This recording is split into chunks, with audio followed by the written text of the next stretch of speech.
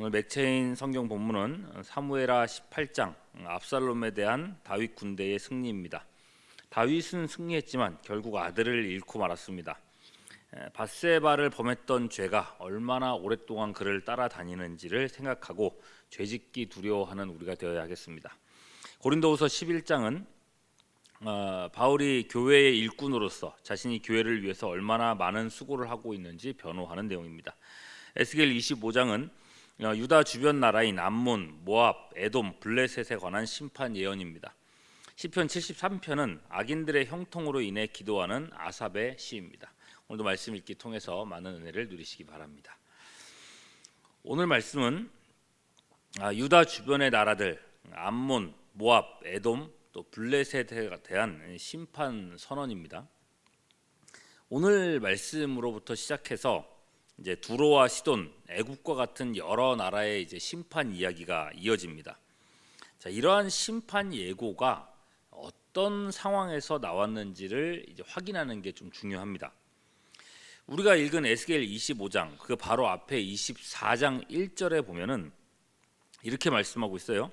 아홉째 해 열째 달 열째 날에 여호와의 말씀이 내게 임하여 이르시되라고 되어 있어요. 요 아홉째 해 열째 달 열째 날 요 말을 좀 기억해 두십시오. 자, 이 날이 언젠가 하면요. 열왕기하 25장 1절에서는 이렇게 기록되어 있습니다. 시드기야 제9년 열째 달 10일에 라고 되어 있죠. 이렇게 되어 있는데 오늘 1절에 아홉째 해 열째 달 열째 날과 같은 날인 겁니다. 그죠? 이때 바벨론 왕 느부갓네살이 그의 모든 군대를 거느리고 예루살렘을 치러 올라와서 그 성에 대하여 진을 치고 주위에 토성을 쌓았다라고 되어 있는데, 그러니까 이 날은요 바벨론의 이스라엘 3차 예루살렘에 대한 3차 침공이 시작된 날이라고 할 수 있겠습니다. 자, 이 침공으로 인해서 예루살렘 성벽과 성전은 파괴되고 유다는 이제 완전히 멸망당하게 되는 겁니다. 일반적인 눈으로 봤을 때는 지극히 세속적인 사건이고 그냥 정치적이고 군사적인 사건일 뿐입니다. 그냥 한 나라가 생겨났다가 좀 잘 살다가 어느 날 이제 망하게 되는 그저 일반적인 역사처럼 보일 수도 있단 말이죠. 그러나 하나님 보시기에는 그렇지 않았다는 겁니다.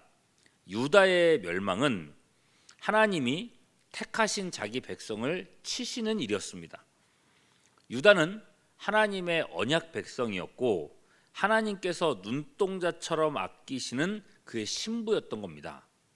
그토록 사랑하시는 백성을 멸하시는 일일진데 하나님의 마음이 좋으실 리 만무하죠. 이 하나님의 마음이 얼마나 아픈지 알리시고자 하나님께서는 에스겔에게 충격적인 일까지 겪게 하셨는데 24장 15절부터 14절에 17절에 나와 있는 말씀이에요. 여호와의 말씀이 또 내게 임하여 이르시되 인자야 내가 내 눈에 기뻐하는 것을 한번 쳐서 빼앗으리니 너는 슬퍼하거나 울거나 눈물을 흘리거나 하지 말며 죽은 자들을 위하여 슬퍼하지 말고 조용히 탄식하며 수건으로 머리를 동이고 발에 신을 신고 입술을 가리지 말고 사람이 초상집에서 먹는 음식물을 먹지 말라 하신지라. 이게 에스겔의 아내가 하루아침에 갑자기 죽게 될 것인데 에스겔에게 슬픔을 억눌러 참으라고 말씀하시는 거예요. 슬픔 당하지 않는 사람처럼 행동하라는 거죠. 무슨 말인가? 본문이 설명하는 1차적인 의미는요. 앞으로 이스라엘이 당할 징벌과 심판과 멸망의 일들이 너무 끔찍하고 기가 막혀서 에스겔이 행동하는 것처럼 슬퍼할 겨를조차 없게 될 거라는 의미입니다만 사실 여기에는요 하나님의 마음도 반영되어 있습니다. 자기 백성을 심판하셔야 하는 하나님의 마음은 오죽하겠냐는 거예요.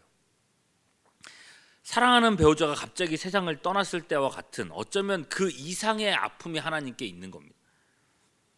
예레미야애가 3장 33절은 이렇게 말씀하고 있어요. 주께서 인생으로 고생하게 하시며 근심하게 하심은 본심이 아니시로다 라고 얘기했어요. 오히려 반대죠. 요한 3서 1장 2절 사랑하는 자여 내 영혼이 잘됨같이 내가 범사에 잘되고 강건하기를 내가 간구하노라 라고 말씀하시는데 이게 하나님의 본심인 겁니다. 잘되기를 원하는 거, 사랑하는 자기 백성들이 잘 되기를 원하는 것. 그러나 이스라엘은 스스로 망하는 길로만 나아갔던 것입니다.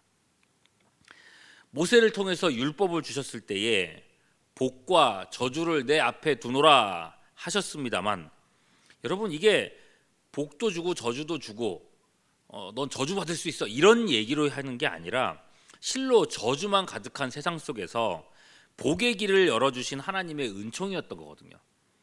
그래서 신명기 30장 19절에서는 하나님은 이렇게 말씀하셨습니다. 내가 오늘 하늘과 땅을 불러 너희에게 증거를 삼노라. 내가 생명과 사망과 복과 저주를 내 앞에 두었은즉 너와 내 자손이 살기 위하여 생명을 택하라. 이 하나님께서 이렇게 부르셨던 거예요. 생명을 택하라고. 사는 길을 열어놨으니까. 그러나 여러분, 이들은 생명을 택할 줄을 알지 못했고 역사 내내 저주받는 길로만 가다가 결국 멸망을 자초함으로 하나님의 마음에 대못을 박았단 말입니다. 다시금 말씀드립니다만 이스라엘이 멸망하는 것, 유다가 멸망하는 것은 하나님께서 결코 원하시던 바가 아니었고 하나님의 마음이 극히 아프게 되는 일이었습니다. 그럴진데 이스라엘 주변 나라들 암몬, 모압, 에돔, 블레셋이라는 이 나라들은 어떤 태도를 보였는가? 예루살렘이 망하고 유다가 망할 때에 어떤 태도를 보였는가?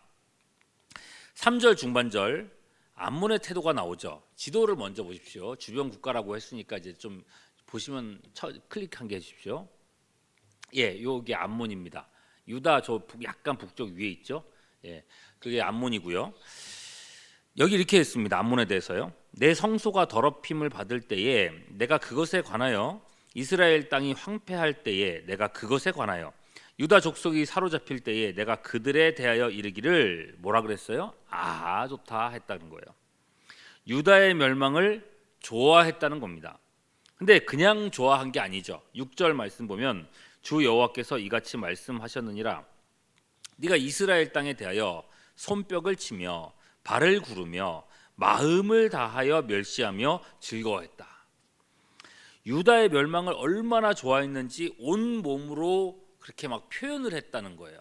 하나님 보시기에 얼마나 미웠을까요? 얼마나 얄미워 보였을까요? 또 모압은요. 지도 보십시오.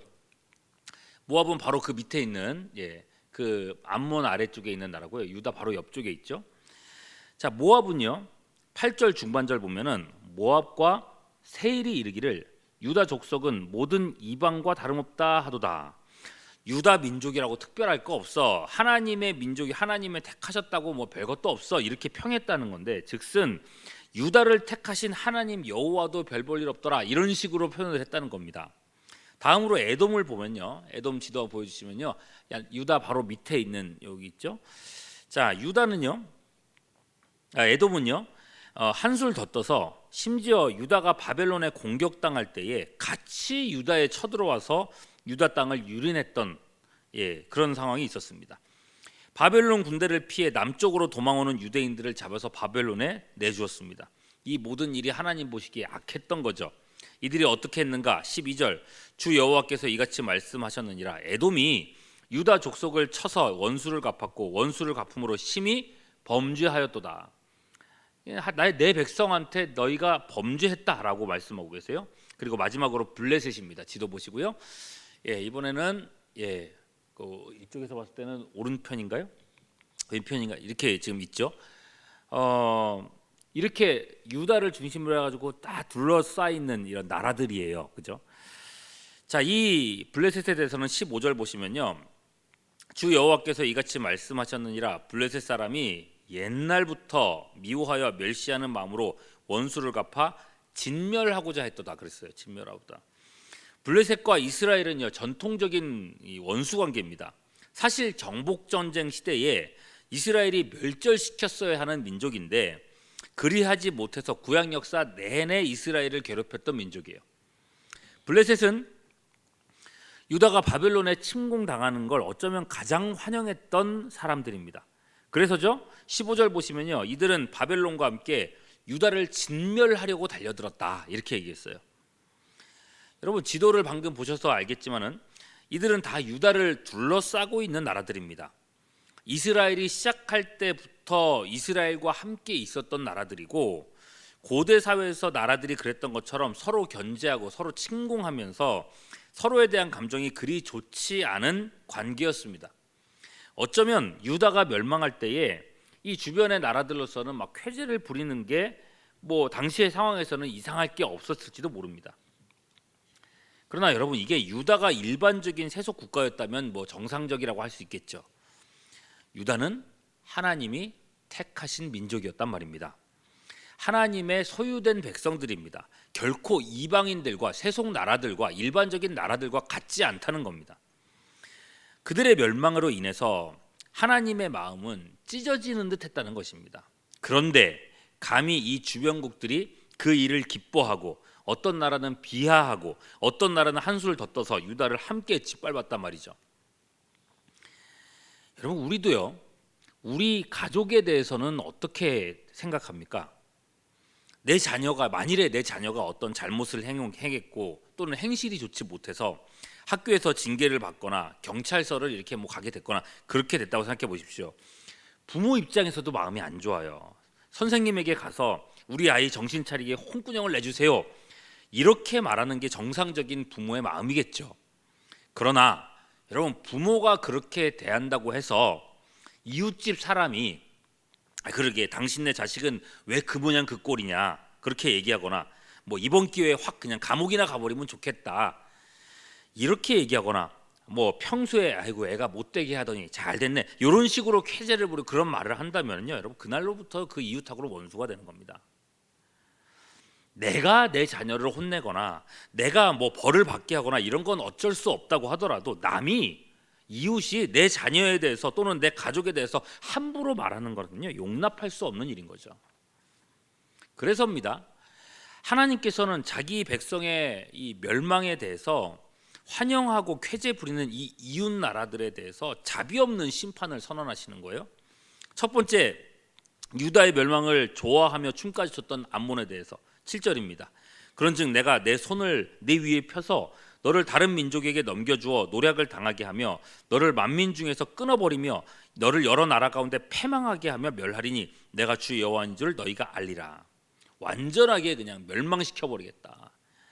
두 번째, 유다나 다른 나라나 마찬가지다, 별거 없다 평했던 이 모압은요, 10절 11절 암몬 족속과 더불어 동방 사람에게 넘겨주어 기업을 삼게 할 것이니라. 암몬 족속이 이방 가운데 기억되지 아니하게 하려니와 내가 모압에게 벌을 내리니 내가 주 여호와인 줄 너희가 알리라. 모압이요, 암몬이 멸망당할 때에 암몬과 다를 바 없이 함께 멸망할 거다. 너 이스라엘 유다가 뭐 다른 나라와 별 다를 게 없다고 얘기했지, 너 마찬가지야. 너도 이웃 나라들과 다를 거 없이 같이 망할 거야, 이렇게 말씀하시는 거예요. 너는 더 별거 없다는 거죠. 세 번째 멸망하는 유다를 함께 공격했던 에돔입니다. 14절 보시면은 내가 내 백성 이스라엘의 손으로 내 원수를 에돔에게 갚으리니 그들이 내 진노와 내 분노를 따라 에돔에 행한즉 내가 원수를 갚은 줄 에돔이 알리라. 주 여호와의 말씀이니라. 에돔 역시도 멸망당하는데 이미 망한 이스라엘처럼 약하디 약한 민족에게 망하게 하겠다, 이렇게 말씀하세요. 마지막으로 유다를 진멸하려고 했던 블레셋입니다. 16절 17절 내가 블레셋 사람 위에 손을 펴서 그렛 사람을 끊으며 해변에 남은 자를 진멸하되 분노의 책벌로 내 원수를 크게 갚으리라. 내가 그들에게 원수를 갚은즉 내가 여호와인 줄 그들이 알리라. 맨 처음 역사의 이제 유다 역사, 이스라엘 역사의 시작 때에 이 블레셋을 진멸하려고 했던 원래 계획 그대로 그들을 완전히 진멸시키겠다고 말씀하시는 거예요. 이렇게 주변 나라들을 멸하심으로써 하나님이 자기 백성을 얼마나 사랑하시는지를 나타내시겠다고 말씀하시는 거죠. 내가 내 백성을 징계할 수 있어도 남들이, 이방인 원수들이 내 백성을 비방하거나 함께 때리는 것은 결코 좌시하지 않겠다는 거예요. 이게 하나님의 마음인 겁니다. 그리고 여러분, 이것이 오늘날 몸된 교회를 대하시는 그리스도 하나님의 마음입니다. 우리가 앞서 찬송을 통해서 고백했던 것처럼 주님은 피 흘려 사신 교회를 눈동자같이 아끼시는 교회의 머리이십니다. 때로 교회가 어려움을 겪을 수 있고 이런저런 일로 위기를 겪기도 합니다만, 뭐 어쩌면 세상 사람들 보기에도 눈살 찌푸리는 수 있는 일들이 교회 안에 있습니다만, 그럼에도 불구하고 하나님께서는 자기 교회를 향한 사랑을 조금도 감하지 않으신다는 겁니다. 그럼에도 불구하고 내 몸이며 내 신부라고 말씀하시는 거예요. 오히려 교회를 향해서 손가락질하며 비판하며 이 기회에 교회를 완전히 주저앉히겠다고 생각하는 세상과 불신 세력과 이단들은요, 하나님의 불과 같은 심판을 두려워해야 할 것입니다. 그만큼 하나님으로부터 차별적인 사랑을 받는 것이 우리이고 우리의 교회라는 사실을 기억하십시오.